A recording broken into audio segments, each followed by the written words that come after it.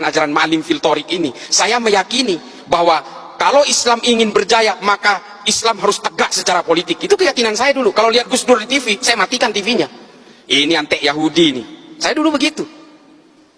Ketika ada orang-orang Islam yang moderat, wah saya matikan TV-nya. Cak Nur apalagi, paling saya benci itu. Nurholis Majid, Allah yarham. Buya Syafi'i Ma'arif, saya ganti channelnya, saya mending nonton yang lain. Itu dulu saya seperti itu.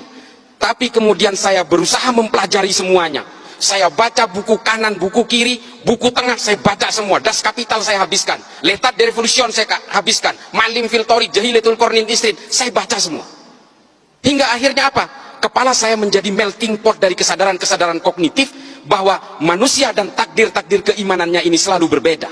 Kalau saya lahir di Meksiko, saya pastikan 1000% saya Katolik. Saya tidak bisa nantang soal hidayah. Ini benar-benar prerogatifnya Allah. Tapi kalau saya lahir di Argentina, saya Katolik deh. Lalu kemudian dengan takdir-takdir kelahiran itu, apakah kita kemudian seolah-olah, oh karena saya Islam, sejak lahir saya Islam, maka saya yang akan paling menghuni surga. Kalau orang yang berbeda dengan saya pasti masuk neraka. Selalu punya niatan-niatan seperti itu. Demikian juga dengan orang yang Kristen, kalau kalian mau percaya. Orang yang Katolik juga begitu kok. Inilah konsep-konsep dasar keyakinan itu. Lalu apakah saya menganggap semua agama benar? Bukan itu konsepnya. Setiap orang yang memeluk agama pasti menganggap keyakinannya paling benar. Persoalannya, apakah dengan menganggap keyakinan saya yang paling benar, apakah saya harus menyalah-nyalahkan keyakinan orang lain? Kan nggak harus. Itu adalah kesalahan besar, offsetnya di situ. Dengan mengatakan istri saya cantik, saya tidak harus mengatakan istri orang lain jelek kok. Ini loh analoginya. Maka kemudian Habib Ali Al-Jufri membuat sebuah buku, judulnya Al-Insaniyah Qabla Tadayyun. Mengenal kemanusiaan lebih dulu sebelum mengenal agama. Karena apa? Kelahiran kita dan konsep-konsep keimanan ini berbanding linier. Kita beragama Islam karena lahir dari negara dengan mayoritas Islam dan dari orang tua beragama Islam. Kalau kita ini lahir di negara-negara dengan beragama Hindu misalnya, di India, kita lahir di Jammu misalnya, bisa jadi kita ini Hindu. Atau lahir di Bali, bisa jadi Hindu. Sementara kita tidak pernah ditawarkan mau lahir dari orang tua beragama apa. Tiba-tiba kita lahir brojol Islam, ikut keimanan orang tua, lalu I'm the man, I'm the holder of universe. Ini loh penyakit-penyakit orang yang kemudian menghegemoni keimanan bahwa dia itu adalah pemegang kebenaran tunggal. Makanya kalau kita ingat tulisannya Thomas Aquinas dalam Summa Theologica, saya paling memegang ini. Meskipun Santo Thomas Aquinas ini adalah seorang Katolik, bukunya itu saya habiskan. Saya itu pembaca buku dek. Ya saya nggak jumawa ya. Saya itu 1000 halaman rata-rata per bulan. Saya baca buku itu. Makanya saya merasa I'm feeling free. Saya merasa merdeka dengan berbagai bacaan yang saya bacain. Saya betul-betul tidak terbolgol oleh keyakinan-keyakinan sepihak. Kata Thomas Aquinas apa? Hominem unius libri. Saya paling takut kalau ada orang baca satu buku lalu dianggap ini adalah kebenaran paling mutlak. Ini loh, bahaya sekali.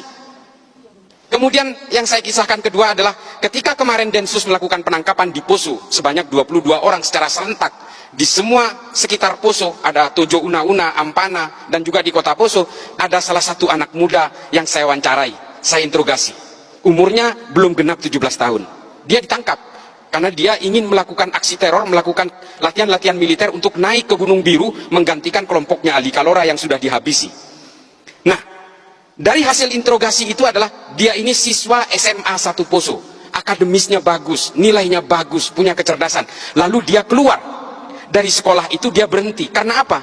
Dia mendapatkan pemahaman bahwa sekolah ini dibangun oleh negara togut dengan biaya-biaya dari uang riba. Coba. Ini semua adalah negara riba karena ada kelindan perbankan di sini. Coba bayangin tuh.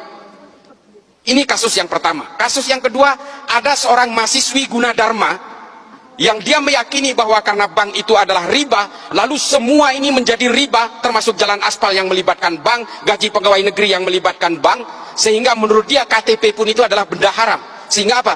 Dia merasa mengalami keterjepitan sosial, lalu dia nyerbu ke Mabes Polri, bawa airsoft gun, dia bunuh diri di situ, minta ditembak. Namanya Zakiyah Aini, tahun 2020. Temuan-temuan seperti ini kemudian saya mengambil kesimpulan adalah bahwa paham-paham yang seperti ini pada akhirnya memberikan kita kepada dua pilihan. Either kita menjadi orang munafik atau menjadi kita manusia-manusia yang sempit. Ini kesimpulannya. Ya, ini kesimpulan saya. Kesimpulan saya itu pada akhirnya adalah kita betul-betul harus mempelajari agama itu secara komprehensif. Kalau kita mengharamkan bank, jangan naik pesawat, siapapun. Tidak ada maskapai penerbangan yang membeli lunas pesawat itu. Semuanya nyicil, pakai bunga deh. Jangan naik haji, naik pesawat. Jalan kaki aja. Janganlah kita jadi orang yang hipokrit, yang munafik, mengharamkan sumbernya dari hulu sampai hilirnya kemudian merasa dihalalkan.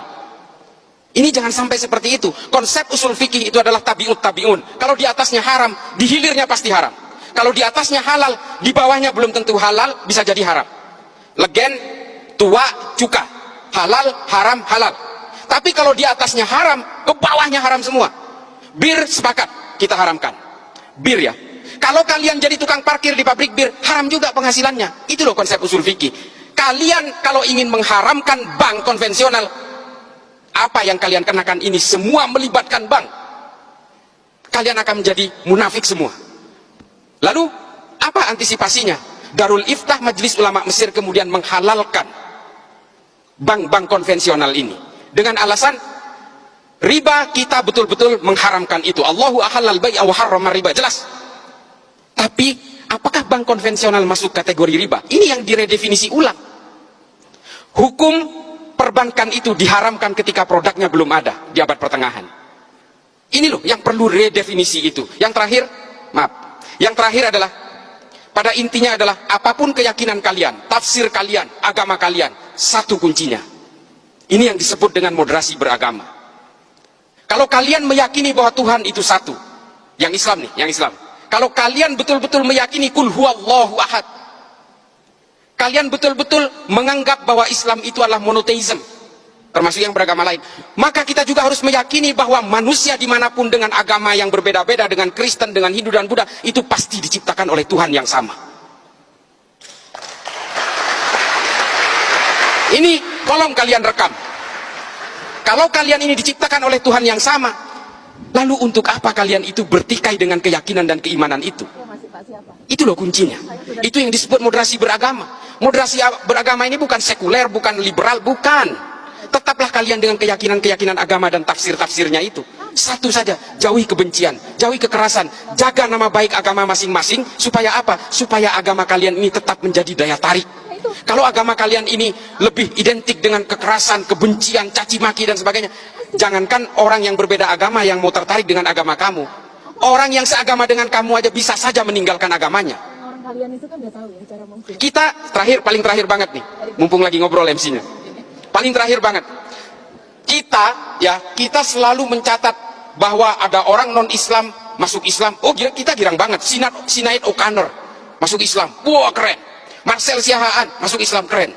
Kita hanya menghitung secara statistik orang non-Islam yang mengkonversi agamanya ke dalam agama Islam. Tapi kita tidak pernah mencatat orang Islam yang keluar dari Islam, tidak pernah ada prosesinya, tidak pernah ada statistiknya. Karena KTP-nya tetap Islam, tapi dia sudah menjadi agnostik atau menjadi ateis. Kenapa? Karena Islam selalu digambarkan dengan kekerasan-kekerasan dan kebencian, membid'ahkan satu sama lain, mengkafirkan satu sama lain, sehingga hidupnya seperti pepat dan sempit. Agama bukan tujuannya untuk itu. Agama itu adalah melonggarkan berbagai isi batinnya tanpa menghilangkan konsep-konsep teologisnya, tanpa menghilangkan kehausan spiritualnya. Gitu ya. Terima kasih banyak. Ini agak sedikit ini. Mudah-mudahan ini bisa menjadi manfaat.